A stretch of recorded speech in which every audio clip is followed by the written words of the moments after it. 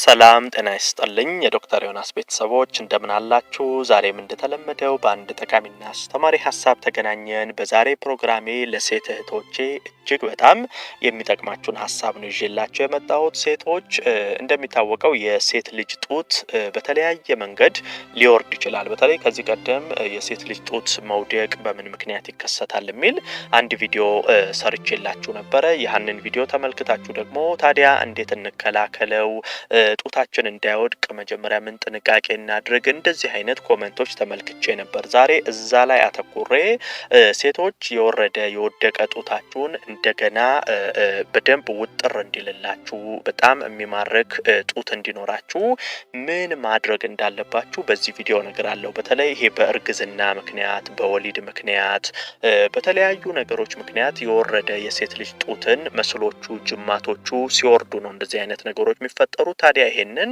ጅማቶቹን መስሎቹን እንደገና ለማጠንከርና በጣም ያማረ ጡት እንዲኖራችሁ እንዴት ማድረግ እንደምትችሉ በዚህ ቪዲዮ ነግራችኋለሁ። አብራችሁን ቆዩ። ይሄን መረጃም ላይክና ሼር አድርጋችሁ በርካቶች እህቶች ጋር እንዲደርስ እንዲማሩበት እንድታደርጉ በክብር እየጠየቁ በቀጥታ ወደ ሀሳባችን እንግባ።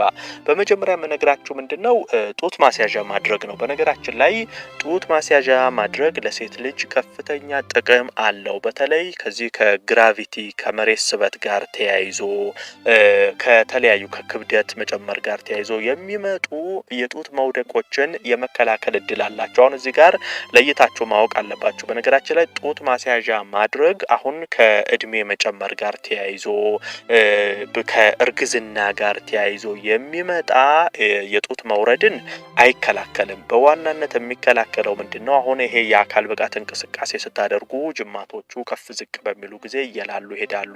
ግራቪቲ በተለይ ተለቅ ያለ ጡት ካላችሁ ይሄ የመሬት ስበት ትልቅ ጡት ያላቸውን ሴቶች ወደ ታች እየወረደ እንዲሄድ የማድረግ ስራን ይሰራል። እነዚህ ነገሮች በጡት ማስያዣ መከላከል ትችላላችሁ። እንደመጀመሪያ ድጋፍ እንዲሆንላችሁ ይሄንን ብታደርጉ መልካም ነው።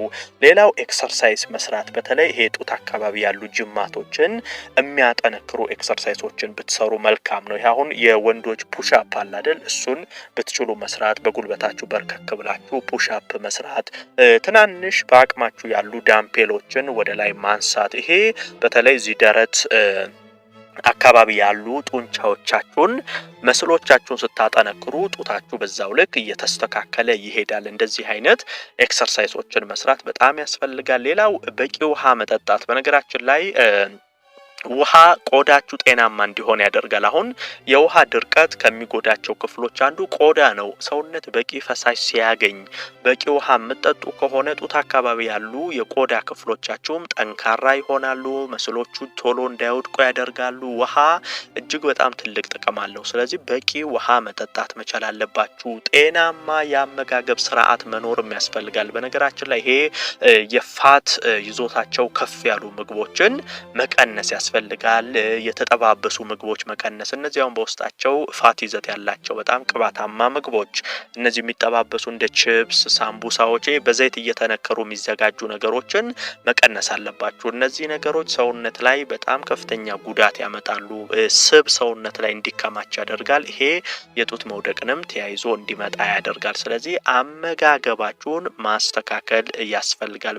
በተለይ ይሄ አትክልቶችን፣ ፍራፍሬዎችን በደንብ መመገብ፣ እንደዚሁም ደግሞ የፕሮቲን ይዘታቸው ከፍ ያሉ ምግቦችን መመገብ። ይሄ በተለይ ጡት አካባቢ ያሉ መስሎቻችሁን ለማጠንከር የፕሮቲን ይዘት ያላቸው ምግቦችን ብትመገቡ መልካም ነው። አሁን የወተት ተዋጽኦ፣ ወተት፣ አይብ፣ እንደዚህ እንቁላል፣ ባቄላ፣ እንደዚህ አይነት ምግቦች አንደኛ ለማስል ጥንካሬ ይረዳቸዋል፣ ለቆዳውም ይረዳቸዋል። ጡት አካባቢ ያሉ ቆዳዎቻችሁ እንዳይወርዱ የመከላከል ስራን ይሰራል። ስለዚህ ቅባታማ ነገር ቀንሳችሁ የፕሮቲን ይዘታቸው ከፍ ያሉ ምግቦችን ብትመገቡ፣ ሌላው የቫይታሚን ሲ ይዘት ያላቸው ምግቦችንም ብትመገቡ መልካም ነው። በተለይ ጡት አካባቢ ያሉ ጡንቻዎቻችሁ እንዲጠነክሩ፣ የደም ዝውውራችሁ እንዲስተካከል ቫይታሚን ሲ ያስፈልጋል። ቫይታሚን ሲ የምንላቸው እንደ ብርቱካን፣ ፓፓያ፣ እንጆሪ፣ ቲማቲም እንደዚህ አይነት ምግቦች በውስጣቸው ቫይታሚን ሲ እናገኛለን። ይሄ ለሴት ልጅ ጡት እጅግ በጣም ትልቅ አስተዋጽኦ ያደርጋል። በአጠቃላይ ለጤናቸውም መልካም ነው። ስለዚህ እንደዚህ አይነት አመጋገብን መመገብ። ሌላ ደግሞ ብትችሉ ጡታችሁ ዙሪያውን ጡት አካባቢ በኦሊቭ ኦይል ማሳጅ ማድረግ ይሄ በጣም ትልቅ ለውጥ ያመጣላቸዋል። እዚህ ጋር በጣም ጥንቃቄ ይፈልጋል። በቀስታ ጡት አካባቢ ማሸት ወይንም ማሳጅ ማድረግ ጥቅሙ ምንድነው?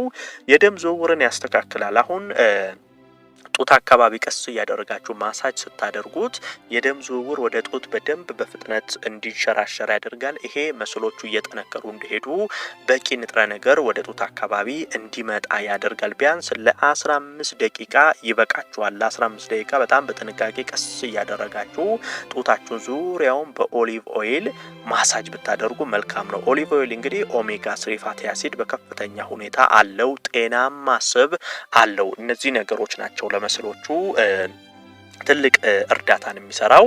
ሌላው ደግሞ እንዳልኳችሁ ኤክሰርሳይዝ በጣም መሰረታዊ ነገር ነው። ኤክሰርሳይዞች ብዙ አይነት አሉ። ለምሳሌ የግድግዳ ጋር ቆማችሁ ልክ ይሄ ግድግዳን እንደ መግፋት ወደፊት ወደ ኋላ እያላችሁ ደረት አካባቢ ያሉ መስሎችን ኤክሰርሳይዝ ማሰራት፣ በጀርባ ተኝታችሁ ደግሞ ቀለል ያሉ ክብደቶችን ወደ ላይ ማንሳት ብትችሉ የወንዶቹን ፑሽአፕ መስራት። እነዚህ ነገሮች እዚህ ደረት አካባቢ ያሉ ጅማቶቻችሁን መስሎቻችሁን በከፍተኛ ሁኔታ ያሻሽላል። ሌላ ደግሞ በተለይ አሁን የመጡ ነገሮች አሉ ማድረግ የሌለባችሁ ጥንቃቄ ማድረግ ያለባችሁ። እስካሁን የነገርኳችሁ በጤናማ መንገድ ጡታችሁን የሚያስተካክሉላቸው ነው። አሁን ግን በተለይ ቀዶ ጥገና እንደዚህ እያሉ በርካታ ሴቶች ከፍተኛ ጉዳት ውስጥ እየገቡ ይገኛሉ። ይሄ እንግዲህ ጡት ለማስተካከል ቀዶ ጥገና አታድርጉ። ይሄ በጣም ከፍተኛ ጉዳት ያመጣባቸዋል። አሁን ብዙ ሴቶች ከማደንዘዣው ጋር ተያይዞ ከፍተኛ ጉዳት መጥቶባቸዋል። ኢንፌክሽን ይፈጥርባቸዋል።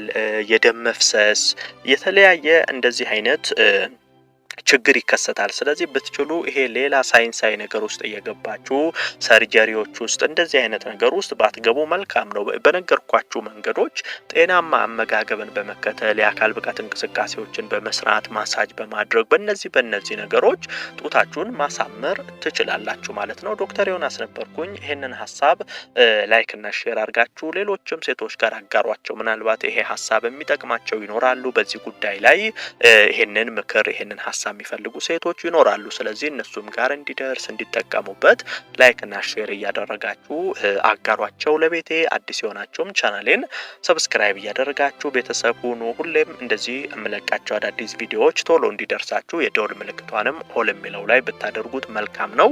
የዛሬን በዚሁ አበቃው። በቀጣይ ቀን በአዲስ ሀሳብ ዳግም የምንገናኝ ይሆናል። እስከዛው በያላችሁበት መልካም ጊዜ